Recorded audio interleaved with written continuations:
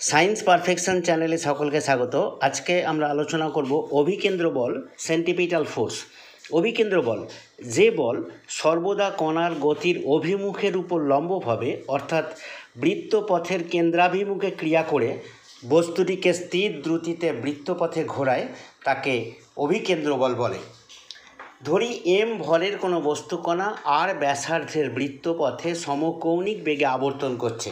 মনে করি এম ভরের একটি বস্তুকণা আর ব্যাসার্ধের বৃত্তপথে একটি সমকৌণিক বেগে আবর্তন করছে। ধরি সমকৌণিক বেগ হচ্ছে ওমেগা।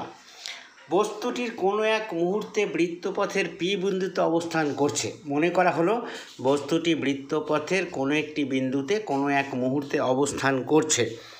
এই মুহূর্তে রৈখিক গতির অভিমুখ বৃত্তপথের স্পর্শক বরাবর হবে।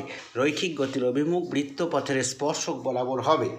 এক্ষেত্রে বৃত্তপথের কেন্দ্র ও অভিমুখে অভিকেন্দ্র বলের মান, এক্ষেত্রে বৃত্তপথের কেন্দ্র ও অভিমুখে অভিকেন্দ্র বলের মান হবে M V square by R is equal to M into omega R square by R, যেহেতু V is equal to omega R is equal to M omega square R square by R is equal to M omega square আর।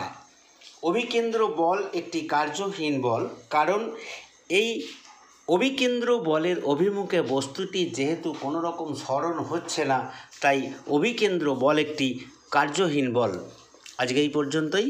আমার ক্লাসটা শোনার জন্য সকলকে ধন্যবাদ।